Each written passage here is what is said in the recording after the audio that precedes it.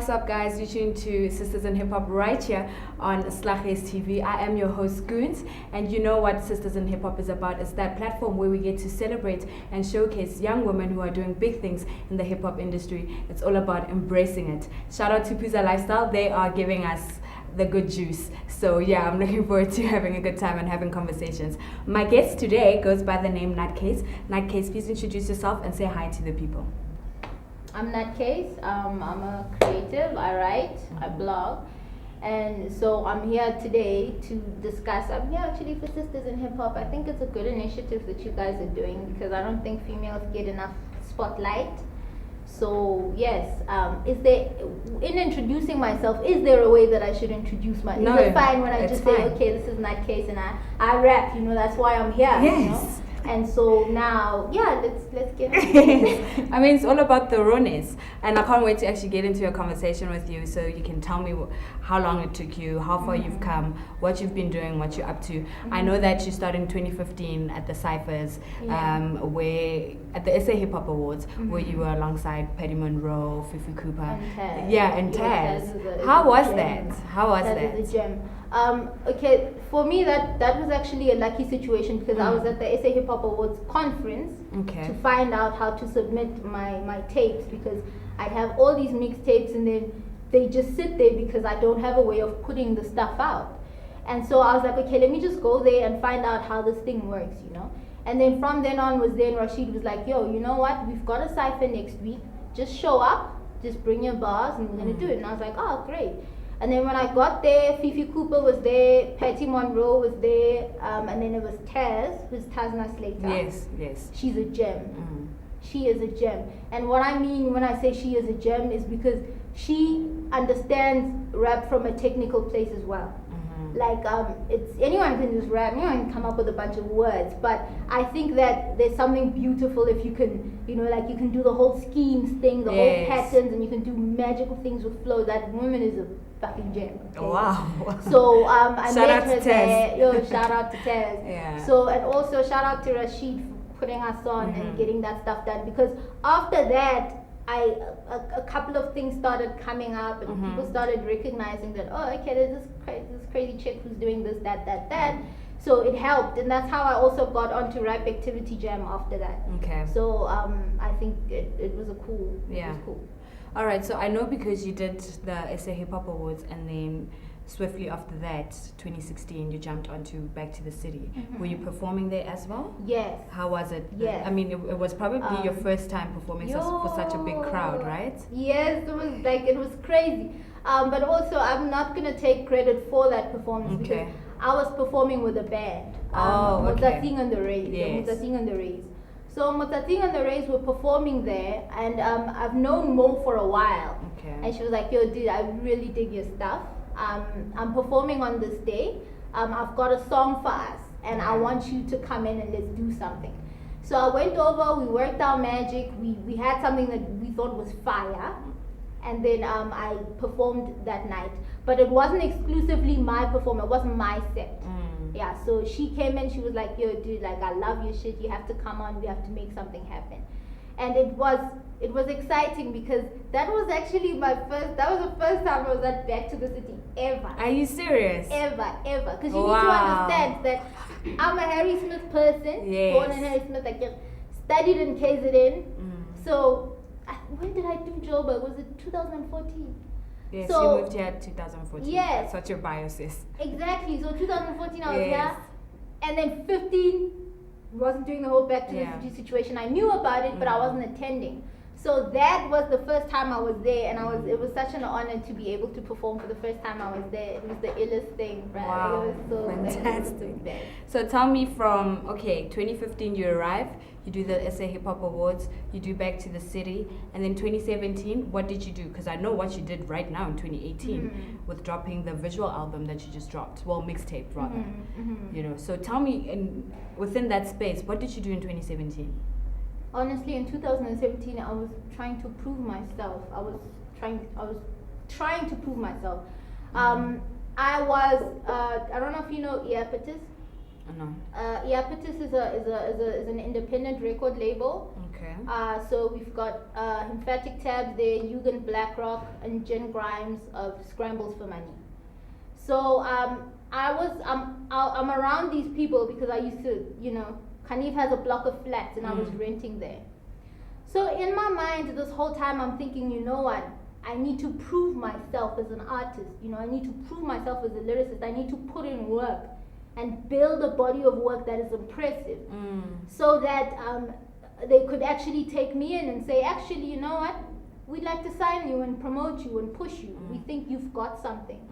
So 2017, I wasn't putting stuff out because I was trying to, okay, guys, this is what I can do. Do you want to push me or not? Because I realized that I couldn't do things on my own. Like, it's easy getting the content together and having the product together, but if you really want the product to get out, because all I'd been doing before that was I'd have the content, I'd put it out online, and then that's it. So I got to a point where it wasn't enough anymore. I wanted to have a platform, and that group of people were an amazing group of people for me because I had creative freedom. Like, I could be as alternative as I know I am. I could just. It's actually about the work. It's actually about the product. It's about the music. It's about your skill as a person who writes, as opposed to the bottom line, the profit bottom line. Because before I knew anything about the industry, I used to think that the industry was a place that nurtures talent. But the truth is that the industry is a place that nurtures profit. So I thought, I in my mind, that was the perfect group for me to belong to, because they were about the craft. They were about the art of rap. They were about the actual practice of this thing. That's what it is. It's this, so it's not a thing of, okay, let's hear your sound. Can we make money off it? Is it trap? Is it this? They aren't like that at all. Like, it doesn't matter whether the song is popping or not, but it has to be hot. And it must sell. So that's what I was doing in 2017. I met Gemini in 2017. Gemini, he's also a bit of an OG because he's been around forever and ever. He made music. He was the producer for Cashless Society. Yes. So he was doing stuff for Cashless Society, and he also used to rap in Cashless Society. BMP as well, which is like base mental platforms. He did a whole lot of he did some sick stuff for those people. So when I connected with him, I thought, oh great, now I can actually have real beats. I can have like, like some sick stuff to like put my stuff on. And he was open to working with me, which is nice because I didn't expect that. Sometimes when you don't have a name for yourself, people don't really want to work with you. So he was like, oh great, here are some beats. These are beats that I've made for Stogie T. This is not the sound he's going for now. So since you're on that lyrical tip, here's some stuff. Jump on that stuff. Yeah. I was like, so I got all of the beats, I got everything, put everything down. Khanif was also on production, so I felt special because Khanif doesn't produce for anybody. So I felt so special. I was like, this is my life, this is my life. And then I also got some stuff from Alka. So I was like, okay, there it is. I put the body of work together, but now I was afraid of putting anything out because if you don't have a budget, your stuff is gonna stay there as a link to something. So I didn't want that. When you say that, when you don't have a budget, everything just stays there. So did you have to wait to get a budget before you can actually release what you just released now? This one is a different, with this, I'll explain to you how I went about that. But the first one, Deity Speak. With the Deity Speak project, that's the one I actually put a budget together because I was like, you know what? I have to at least get some type of promotion on this project. And I had a bit of a budget, but it didn't do very much in terms of getting me the traction that I felt like I needed. Okay. It didn't do, it was good because it was well received. People loved the stuff, but I was expecting a little bit more. So I was better prepared for this project. Now, I feel like this project is like it speaks more to resourceful than anything else, because I didn't use. You're not gonna believe this. There was no budget for this. I recorded the stuff myself. I didn't even have a condenser mic to even begin with. And then I had a bunch of visuals on my laptop. Okay. And that first track on it, which is How I Met Zandi, the concept behind it are 1 minute pieces. These are 1 minute short stories, so it's like rap short stories. Yeah.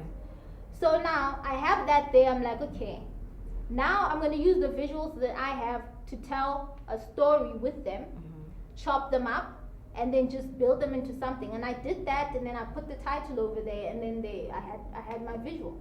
And then I did that throughout. I edited the whole thing, and then I was like, you know what? I don't have a budget for promoting this, but guess what? I can still put it out because this is something I've never done before. Yeah. Well, honestly, I think it's incredible that you have a 10-track audio-visual mixtape. Like, who does that? You know what I mean? The fact that every song has its own visual is like, wow. So when you tell me that you didn't have a budget and you had to do everything on your own and you kind of feel like you had to be resourceful, who has helped you? I mean, like right now we're talking about Flow Assist Diaries, right?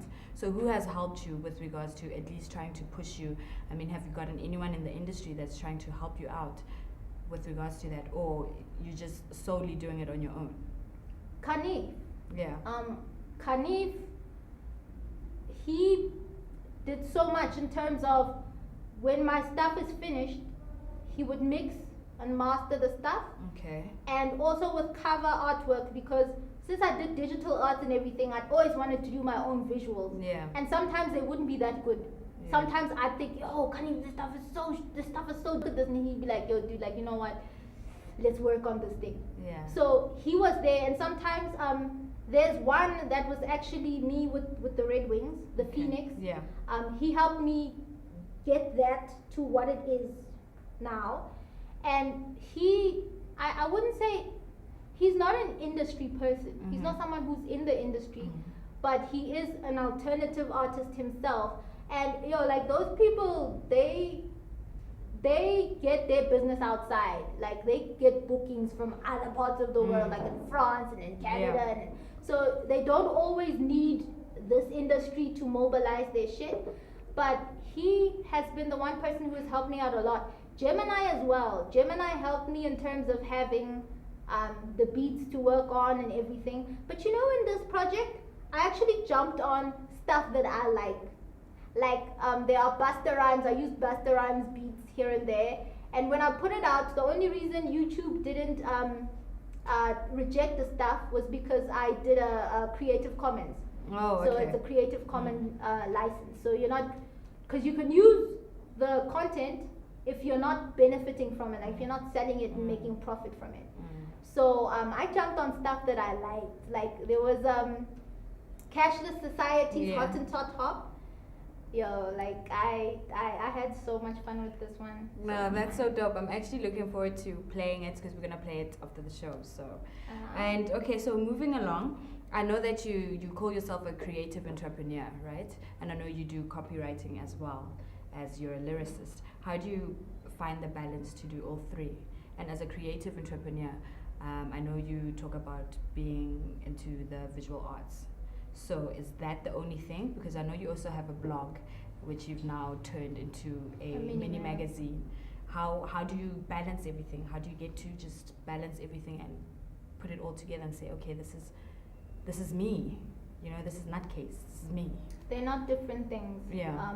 They are not, because when you look at it like that, it actually does sound like, oh my God, you're doing so much. Many things. This, that. But copywriting, blogging, writing, same shit. It's the same thing. The stuff I used to do at the agency as a copywriter, is the same thing I do as a lyricist. You get a concept from, I don't know, CNA for example, or whatever, Renault. Yo, guys, this is my concept, this is what I want to sell, this is what I want to tell my market. Now, I then have to think of clever ways of presenting that to their different demographics, because you don't use the same language for everything. Of course. You wouldn't call shoes kicks, or say someone who's older wouldn't call, they're gonna call shoes shoes. Yeah. So there's different ways of communicating with different demographics, and that was the only thing that was different about copywriting. And with lyrics, come on, like that for me was just like, okay, so now I have all these ideas. Yeah. Now I can put them, I can work them into something. And then the other thing, the mini mag was not an ongoing project. Oh, I thought you were doing it, you were blogging every month. Yes. And then you decided to turn it into a mini magazine. Definitely. Yeah. But it wasn't an ongoing project in that I'd always been blogging, right? Okay. And I was like, okay, you know what if instead of a blog, I actually do a mini mag? And then people can subscribe, because I was thinking of ways that I can build my following. Yeah. Then people subscribe to me, but when you're on my database, you get a copy of the mini mag every month. And then in the blog, I just talk about highlights from the mini mag, so people actually want the mini mag. Yeah. So the blog was then gonna promote the mini mag. So I was like, okay, let me try that and see. Yeah. So I got on InDesign, designed the whole shit. I was like, yo, this is looking nice, this is that. Did the whole thing. It came together, I printed it out, and I was like, yeah, this is nice. Maybe I should do things like this. Maybe I should cross over from blogging to having an actual mini mag, so I can grow my following. But after a while, I think it's something I'm gonna pick up later in your life, because the problem is time, right? Okay. There are only so many hours in the day, and there's only so much that you can do, and I had to prioritize that. Okay, now I have to work, I have to pay my rent, I have to eat, I have to get food, I have to this, so I can't spread myself out thin so much that the blog is there, but there's no product, there's no music, so what am I promoting? The spelling. That's why I'm saying I feel like it should have been like the first question. The spelling, like. Okay, this is a nice question because Mosquito cracked up dead when I went to do rap activity. He also asked me, he's like, oh, NuhtKays, why do you want to call yourself NuhtKays? But the thing comes from owning yourself. Yes. So I believe that all creative people have some level of crazy, and that there's a thin line between crazy and genius. But you need to know how to turn that into something, like the word nigger, ne? So obviously the word nigger had a negative connotation, and then people started owning it. Thus the spelling. So I changed the spelling to play on that concept, where it's like you take something negative, because crazy isn't a good thing, and you turn it into something positive, that actually crazy is genius. So the word is literally saying that crazy is genius. NuhtKays. And the spelling? You just want it to be different. It's to play on that, so the meaning changes. Yeah. Because can you imagine saying you're NuhtKays, you're owning the word, but the spelling is still NuhtKays. Now I'm gonna think NuhtKays are crazy. And now it's gonna be like, why do you even call yourself NuhtKays? Exactly. Because then now you're referencing to that's what creativity is. Yes. Creativity is taking something that already exists and then either combining it with something else and then creating something new. And also in most cases, everything's a copy of a copy. Exactly. It's just up to you how you do it. Exactly. So you took the word, took some other shit, different meaning, changed up the spelling, now it means something completely different. Fantastic. Tell me about your influences. I know Lebu Mashile is one of your favorites. Is there a reason why? I know because she's poetry, but now she's just stuck on poetry. She doesn't rap, she doesn't jump on beats, she's just a poet. Because she's so articulate. And when I was first exposed to her stuff, her poetry is heavily inspired by rap, right? Okay. So you always hear her delivery is very flowy. So because my thing is sound so much, that she's the one who, when I listen to her shit, she's the first person who made me think that this rap shit is a real thing. Like it's an actual medium, and I can put stuff into it that she made me want to put my stuff on beats. Let me just put it like that. She made me want to put my stuff on beats and actually turn them into, because although people do call me a rapper and stuff like that, I think I'm a writer. I think I'm a writer. You don't want to box yourself into just being a female rapper. You don't want that. I mean, also, like, being a female rapper versus just being a rapper, I don't see the difference. The only reason why they say female is because you're a female. But why can't you just be a rapper? Do you understand what I'm saying?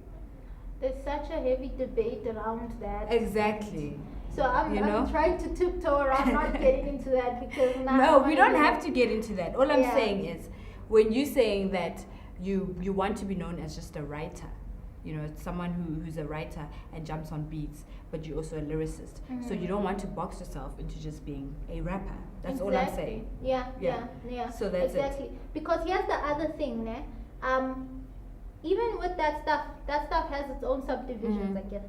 So depending on your strength, there are cats who are so strong at freestyling from the top of their heads that when they get in studio and it's time to put stuff together, it's like, you know what, this is not how I do things.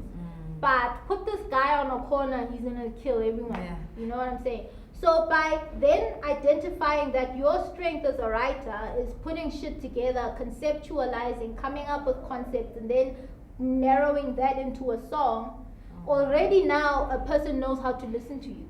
A person's not going to listen to me expecting young MA, or they're not going to listen to me expecting to hear Bahamadia. Okay, maybe they will expect to hear her, but you know what I'm saying? So at least now they know how to listen to you because they know where you're coming from and what you are.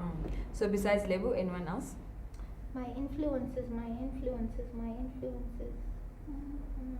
And besides yourself? I really like Amy Winehouse, hey? I love her. I love Amy Winehouse. I love her so much. You know, I still listen to her stuff.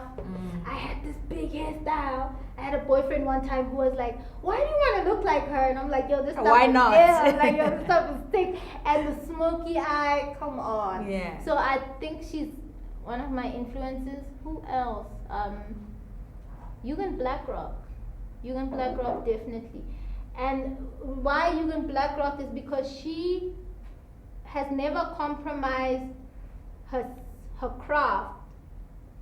I don't know, I think there's something strong about an artist who says, fuck it, I'm gonna do what I wanna do and I'm gonna do it how I wanna do it. Yeah. So whether you accept it or not, I don't care. You'll never hear a club banger from her. You'll never hear the shit everyone else is doing. Like she kind of like creates her own lane and she's like, you know what, this is my shit, I'm gonna do it this way and that's how I'm gonna do it. And so I think there's strength in that because with everyone else there's this crazy pressure of you have to I don't know, I can't think of the right way of putting this without you have to be a certain way. Exactly. There's a certain to belong in this rap game. Exactly. And she doesn't allow anyone to put her in that box, so I respect her for that. Yeah. And you? Where do you put yourself? I actually do not know. Because there's a part of me that believes that I'm an alternative artist. And then there's also a part of me that thinks that you can throw anything at me and I will fucking kill that shit. Like no matter what sound that is, no matter what.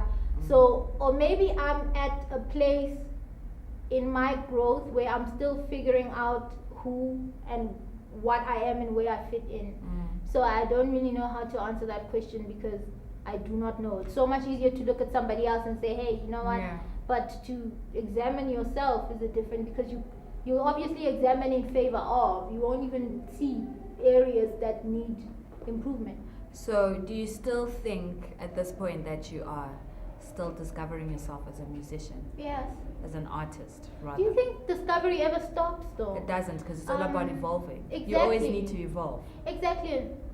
You know that you're not the same person you were 5 years ago. Of course. So if you figured yourself out 5 years ago, then you don't know who you are today. Yeah, because you don't even have room for growing. So for that reason, I think development never stops. Yeah. It never stops. Okay.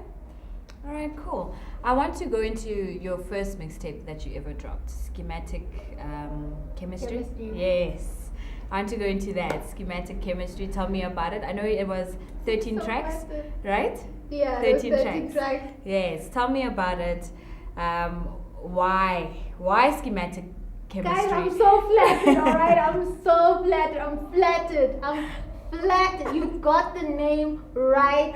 You know how many tracks are on that thing. Like, yo, guys, I can't contain my excitement. You actually went and found the stuff out. Like, thank you. You're welcome. The only Yes, guys, here on Sisters in Hip Hop, we do our research. So do not worry. When you get here, we got it all on lock. All on lock. She knew when that stuff came out. Why am I this excited? Because when you're not yet a name brand, and when you're not yet, you don't have hype around your name, people don't really care for that shit. People don't care. What's the one hot song on that thing? Or it's not on wherever. They don't even give it a listen because they don't even know who you are. Exactly. And sometimes even people who do kind of like check for my stuff, they'd be like, what's that thing? Schematic scheme, whatever. And I'm like, Schematic Chemistry. And so the fact that oh man. Do you want an ad break? We don't have any. Yeah. Now I have to remember the question. What was the question? Tell me about it. The 13 tracks. It was your first mixtape. Yeah. What brought about that? What were you feeling? The emotions? Were you writing from other people's perspectives, or you? What's the perception about Schematic Chemistry? Like, just share. Tell me what you were thinking. The creative process. Okay. So at the time I was in KZN. I was still a student. I had all this work that I'd done, all these pieces, random, that track with whoever, that track with whoever, that track. And then I also had my own stuff, which were tracks that were just there, just lying around. And then I'm seeing people pop up, I see people come out, and then I'm sometimes feeling like, what shit stuff they're making. You guys are making crap stuff, like I'd listen to the stuff, I'd be like, this is awful, this is all terrible. I want to show you what good stuff is, Oh, so that's what happened. So that's what happened. Like, let me just release a mixtape because I'm the shit. That's what happened. Yeah, I'm going to show you. I'm going to show you. So I put all of that stuff together. And then I remember, I was like, I'm just going to put it out. Also, it was this thing of, you are... Because we all call ourselves artists. There's so many of us, né? But then there's the one artist who has the one track, doesn't go anywhere. Then there's the one track. Then there's the artist with an EP. Okay, so you're almost there. Then there's one with a tape, so you're almost solidified. Then the album, So it's almost as if it's not like when you call yourself an artist and you have one song, there's also the politics there. So I also kind of wanted to show that I can put together a body of work. Of course. Because there were people who were like, we don't know about you. You're a pretty girl, yes, but so you want to be like, yo, I can rap. I can rap circles around you. I can show you now. So that's where I was at the point that, yes, I'm pretty, but I can show you, So that project was almost like, look, I can do it. There it is. It's on the table. I'm finished. Yeah. I was like, there it is. This is all of my work. It's a deal. Stop saying and results? How did it go? Results. Did your name get out there? No. Was it for the streets? Was it for you to just put your foot out there and be like, yo guys, I'm here. I'm owning this. I am about the industry and I am going to rap and I'm going to write. Like, how far did it go? Well, it got Gemini to recognize me because he was like, oh shit, you're onto something. It also got Kanif to take me seriously a bit because then he was like, okay, so this girl really is putting in work. You really are paying your dues. So because you're putting in work, the people around you want to help you get to your end goal. And also, it was being like, heads like that stuff. People were like, this stuff is pure because it was so raw. Yes. Like it was just like that's what it was. Yeah. And I wasn't reaching for anything at the time. So I'm sitting there in my space and I'm feeling this way, and that's the stuff. So it was honest. That's and dope. I think people gravitated to that. They liked it, and I think it's the one project that I've ever put out that got tons of shares. That's dope. So that was nice. When you actually speak about how people liked the realness, like how raw it was, I know you've got a love for underground as well. Do you see yourself remaining underground, or do you want to be mainstream? Do you really want to be mainstream, be that well known to a point of doing something that's like revolutionary or like crazy shit? You know, but I know your love for underground will always be there. Or do you want to implement the two and just try and do something completely different? You know, like I think people get caught up so much on that stuff, like those what do we for call the them? heads. Yeah, people get caught up because when you think about underground, underground is not a genre. Underground is not a sound. Underground is not like boom bap or what. Yes, underground is not a sound. So when a person says you sound underground, it's a problem for me because underground to me is undiscovered talent. Yes. You're there, but you're undiscovered. So you don't have R1 million budget pushing your stuff. Yes. That's the reason you're underground. Hence I'm saying, And are you then- pushing to be mainstream? Because mainstream, that's where everyone knows you. Yeah. That's yeah. where all your music will get out. That's where everyone will be like, yo, you guys don't know NuhtKays? Are you sleeping on this girl?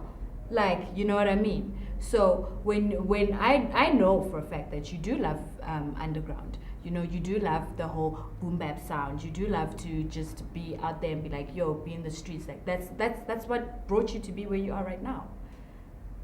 So I want to know that even in your bio, in your profile, you do mention you're like, my love for underground will always be there. You know, but I want to understand, like, what do you mean by that? Do you want to remain underground forever? Do you want to do crazy shit but be underground? Or do you want to be well known? Or do you want people to just play your music and no one even knows who you are? That can still be underground. That can still be underground. You know what I mean? To be honest with you, I don't really think underground exists in this country, South Africa. Yeah. I don't think it's a thing where you can be underground and you can still exist. But for me personally, I wouldn't have a problem with becoming a household name, but the only reason it's not something I'm reaching for is because I don't see music as lucrative business to me. Music for me is something that I do because it comes naturally to me. Okay. And it's shit that I've done for so long. Like, there's nothing I appreciate more than an honest piece of music. Like, there's nothing. It's because there's not a lot of that anymore. Yeah. Every time you hear someone, they are reaching for something. They have to have a certain sound, be a certain way, so they can make it. So I don't see music as lucrative business for me. But I think it would be nobody doesn't want that. No one doesn't want to be paid just for like doing awesome shit. Like, no one doesn't. I'm not gonna sit here on record with thousands of people listening to me and I'm gonna say, you know, I want to be underground for my whole life. That's not fucking true. It's not true. People in the underground, they want to have sustainable lives. They want to be able to get by, and most of them don't. But I don't see music as business like that.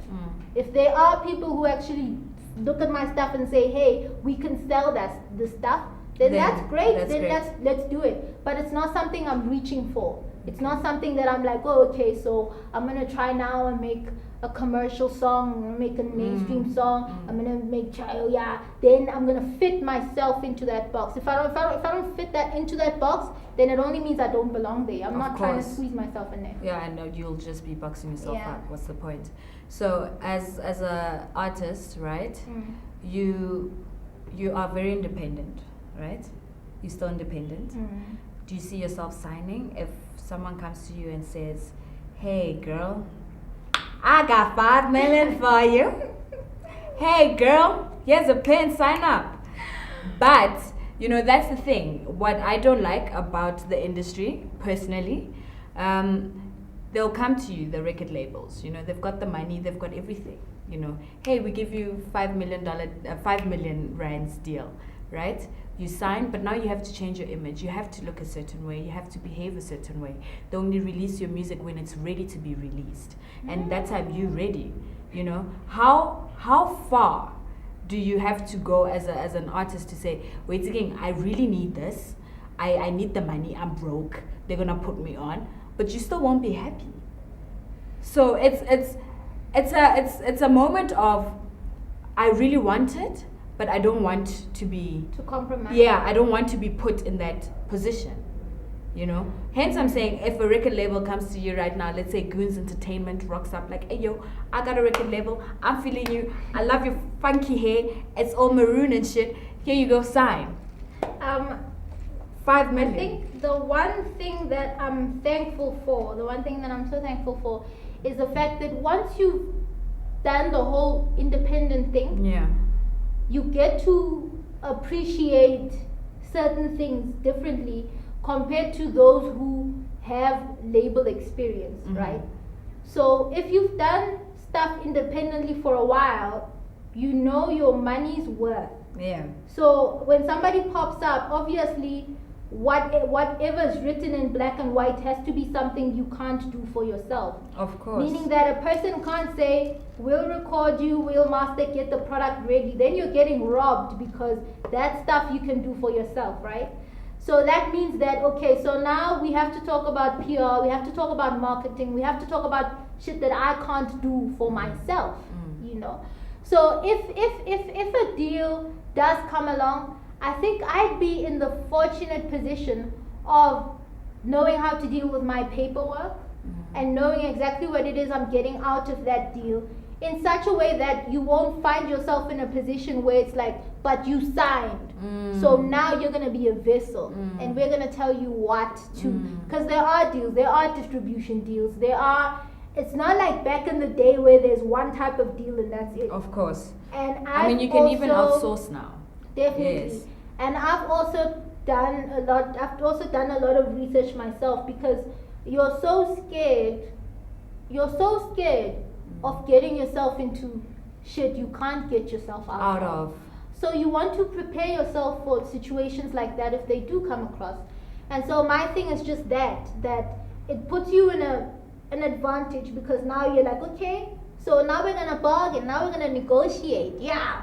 What's on the table? Yes. What's in it for me? What's in it for you? Yeah. And then everything has to be in black and white, so that if something like that does come around, it's in writing. Yeah. That's not what we agreed on. And you know what they say? Once you sign, you sign. You sign. You sign. It's done. It's done. They have your heart. They have everything that you own. You know what I mean? You know what I don't like, ne? Yeah. I do not like established people in the industry making it seem like, I don't know how many times I've heard this thing of, you can make it without, you can do it on your own, you can. No. Those same people don't tell you that they pay thousands for a PR team who does certain things for them. They don't sit on the internet with their material and then their 100,000 of followers are just pushing that stuff. They need an actual PR team to get the product out there and for it to sell. You need a marketing team.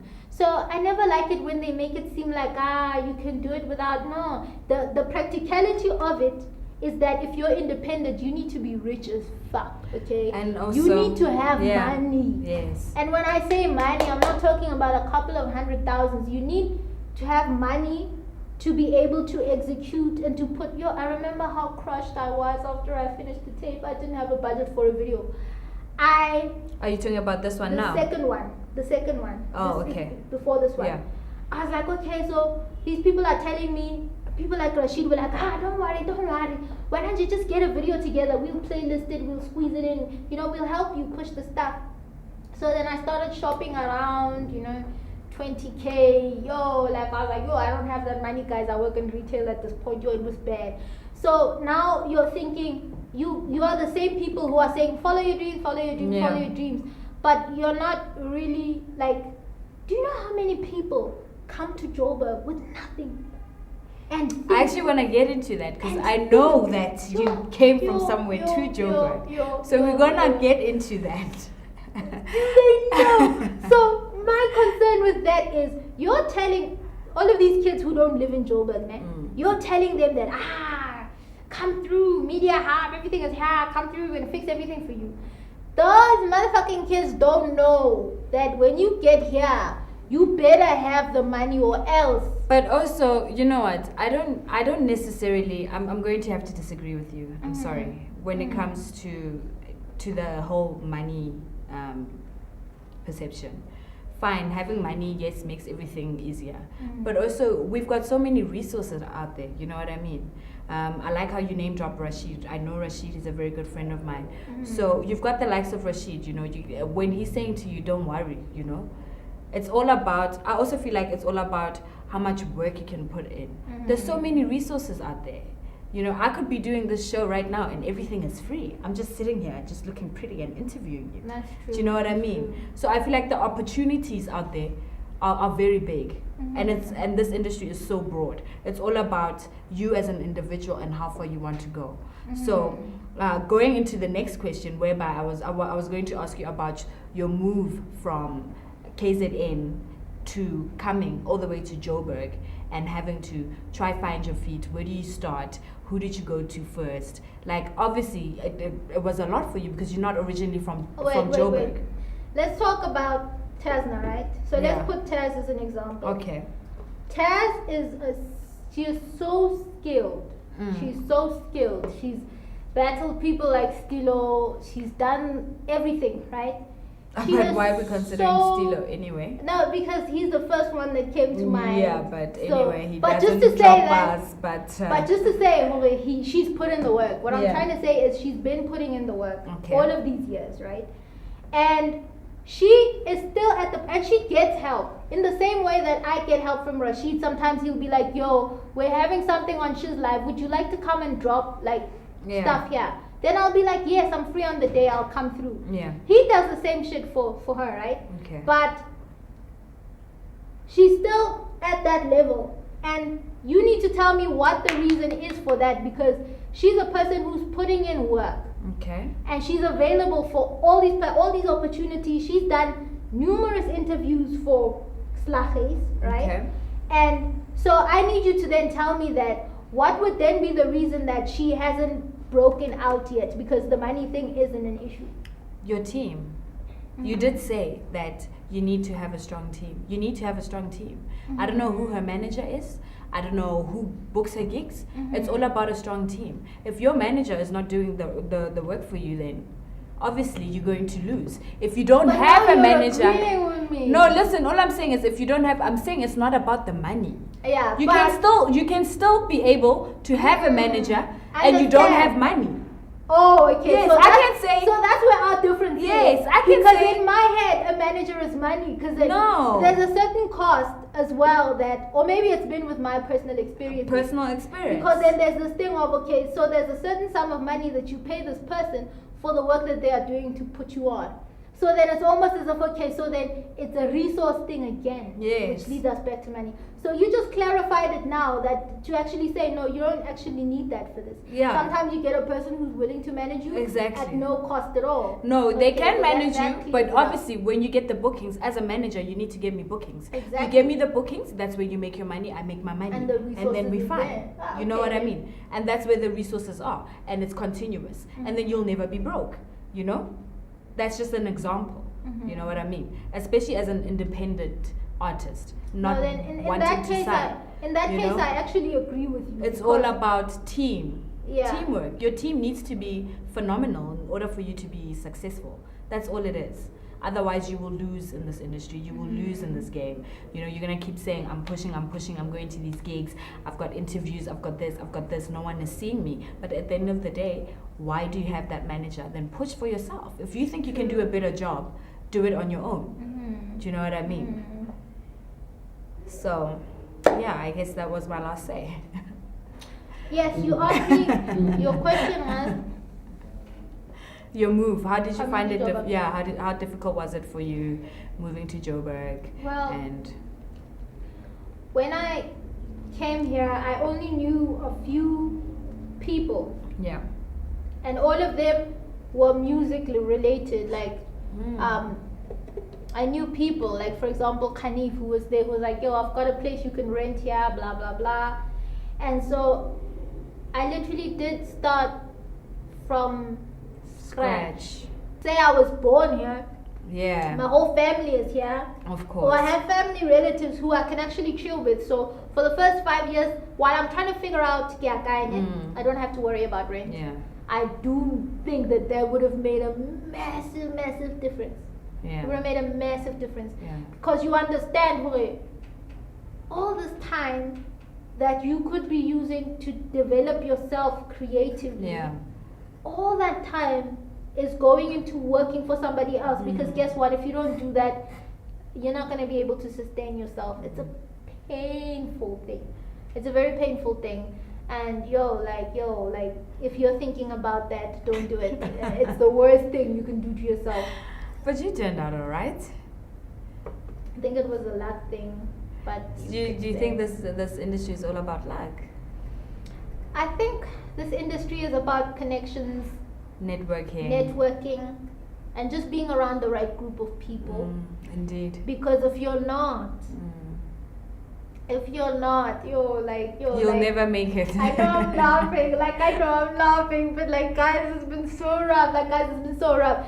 Do you understand that sometimes being an unestablished artist, to other people, they still look at you and they see a wannabe, they see someone you're still going there, you're not there yet. I want to ask you a question. Yeah. Do you right now, sitting there, see yourself challenging someone who's mainstream right now? I'm talking female, obviously. Yeah. Who's mainstream right now, who is doing big things right now, who's getting the money, the gigs, driving the nice cars and living the good life. Do you see yourself right now challenging that someone and saying, actually, you ain't got shit on me? Yeah, hell yes, but I won't say any names. I'm not gonna say any names because I've learned the hard way that name dropping will get you in serious, and you don't want to close. You don't want opportunities. Exactly. Because maybe you'll be doing a collab with that person and actually kill them on the song. You'll find that this person is actually watching you. They like what you're doing. They see that you're on the come up. They're like, yo, I like this girl. Yeah. Then you go, you say some dumb thing on some show somewhere, and then they're like, oh, so she thinks she can challenge me. Yeah. She thinks she can it's on now. Yeah. So I don't want to. No, you don't have to name drop. It's fine. Girl, I'm coming for you. So is it just one or there's plenty? There's two. There's two. Yeah. Well, there's two that I feel are that are out there. That shouldn't be. No, that are out there and have the right, how can I say? There are two who I see, who I know would give me a challenge, because as a person who raps, you don't want to challenge someone who you know that I'm gonna get on a track with this person, and guess what, I'm gonna kill them because they're whack anyway. Yeah. You want someone who's gonna challenge you, who's gonna show you flames, who's gonna make you want to step your stuff up a little bit more, to say, okay, now you know what, this is a challenge. Oh, so you're not looking for the whack person. No, you're looking for the person that's person. actually quite dope. Exactly. That is dope. Exactly. That is dope. Because I do think that the whole looking for a whack person thing, you're just being a bully then in that case. Yeah. Because if you know you're more skilled and you know you're more equipped, there's no reason for you to go and pick on someone who's not equipped. What you should be saying is, okay, I'm going to look for a girl who I know is going to show me flames. Yeah. And that's gonna make me step my stuff up, and that's obviously gonna make me better at whatever I'm doing. No, that's dope. Any females right now that you think are doing? You can name drop this. I mean, we're complimenting them. Definitely. Any females that you see right now in the hip hop industry that are doing dope things? Don't necessarily need to be a rapper. They can be an influencer, enthusiast, anything. Yo, Rouge is phenomenal. Rouge, she's one of my favorites. Phenomenal. Yeah, she's one of my favorites. And she's at a place where she has not compromised herself in terms of what she's giving. And she's so unapologetic with who she is and what she wants and what she's giving to you. She's not saying, okay, I'm going to mold myself after, say, a Nicki Minaj or whoever because that's what's going to sell. She's saying, I'm taking the high road. This is what I've got, and there's a chance that people might not be receptive to it, but I'm not compromising the integrity of my shit. And the other reason I like her is because she likes colorful hair, and I like colorful hair. Yeah, I see how matching. They're like, matching. Man, like, they're matching. So she is so uncompromising that she's the one person, and maybe it comes from a very deep place for me, because I've kind of heard of some of the difficulties she had to go through in terms of like being signed to a label that screwed her over, and there are people that don't come out of things like that, but she came out of that, and so like I have so much respect for her. I have so much respect for her. That's dope. So much. But don't worry, we'll link you up. We ain't called Sisters in Hip Hop for nothing. All right, okay. So quickly before we wrap it up, I want to talk about your educational experience. I know you went from politics to visual arts to being a painter to drawing to all these funny things that have to do with being a creative. Tell me about the shift from being so serious in politics, and also I want to find out, when you did the politics, is that how you evolved into being a feminist? Definitely.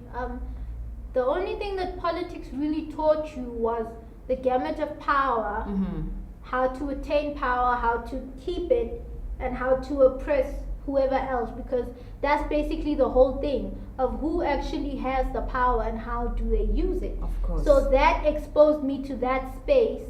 So I didn't actually get into politics by choice. I honestly went into politics because I was trying to impress my father. Oh, okay. I wanted to show him that, you know what, I'm actually worth it. Okay, I know I'm arty and I'm weird and I'm a strange child, and you don't think I'm gonna make a whole lot of money one day, but you know what, I'm smart as hell. So that's the reason I went into politics, and I changed it because of that, because I obviously grew into myself and I realized, okay, you know what, I'm doing this thing, but I'm not doing it because I want to do it. I'm doing, and this is my life. So if he passes away one day, it's on me. It's on me, you know. So I then changed. I then took digital arts, some drama. I took like a bit of fine arts as well, and that helped me. Like, I discovered that actually this is my home space. It's a place that feels like home to me. If anyone were to ask you that, what's the one thing that you feel like you can wake up every day doing, I would say that. You know, but unfortunately life doesn't work like that. You don't think about what you want and then life gives it to you like that. Sometimes you have to work. But it was a positive space for me. Yeah. No, that's good. You know, like it's good that you were able to actually say, this is what I'm doing to just please my parents, but this is not actually what I want to do. So fuck it, I'm gonna change it and go into this. So tell me, what gigs are you doing right now? Are you busy? What are you up to? Because we're gonna wrap it up. Where can people find you, tweet you, hit you up? Where are you? Where are you? Okay, so oh my goodness, projects. If you want to find me, please look for me on Twitter. But I'm not always there. So if you really want to find me, want to find me, Instagram and Facebook is the best place. NuhtKays. And in terms of gigs, I don't have anything planned at the moment. There's nothing that I'm doing. The only thing that I've been working on is this book project I'm telling you about. Yeah. So I'm finishing that up, and hopefully it will be done soon. I was actually hoping that for the first 6 months of this year, I was just going to promote this audio-visual project. It's a 10-track audio-visual mixtape, and it's comprising of 1-minute rap short stories, and it's cool, man. It's cool, it's refreshing, and I'm excited. And they can find it on YouTube, correct? Yes, it's up on YouTube. Do they need to subscribe? Is it a YouTube channel? It is a YouTube channel, but you don't have to subscribe. You can go there, watch the stuff, and I know you're gonna dig it, so you might subscribe. You can, you should, but it's more important that they follow me. Is it a free download? It is, no.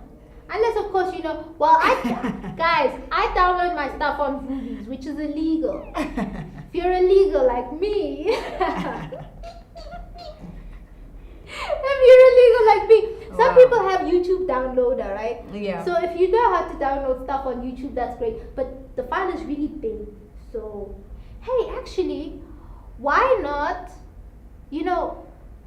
but then it's already on YouTube. What? I was thinking that imagine if we could print it out on a couple of discs and then give the stuff out, or maybe like people can order, say, yo, I want the full thing, because you need quite a lot of data to stream the whole thing. Yeah. It's a big file. It's a very, very big file.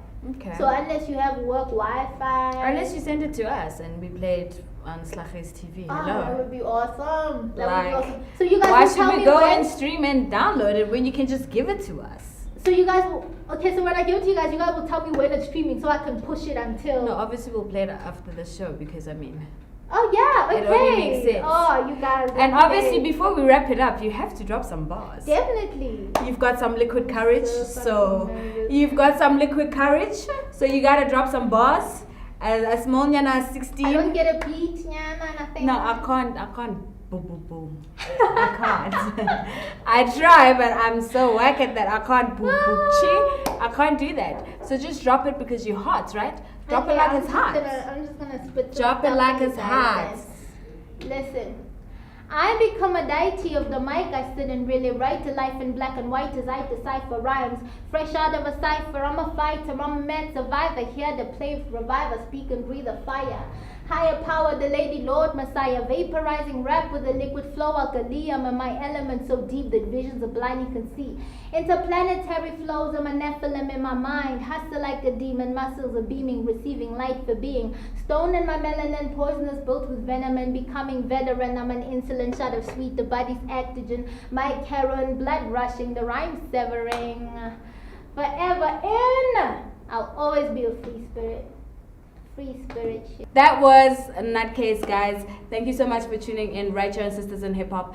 Please feel free to hit us up, NuhtKaystv.com. Send us all your work, send us all your music, and so we can invite you guys to come and join the show. And also tweet us, Instagram us. Do not be shy, guys. We are out here. As well as myself, I go by @goons06 on Instagram, on Twitter @the_goon, and on Facebook Khonsimazu. Do not be shy, guys. I'm all out there, and I'm always looking for talent, especially if you are a woman and you're all about sisters in hip hop. So, guys, going back to NuhtKays, she's gonna tell us where we can find her. You can find me on @NuhtKayz. And also, thank you so much for having me on your first show. Thank you to Enzo as well. I think it's so dope what you guys are doing. And yeah, so go and hunt me down and stalk me. I like it.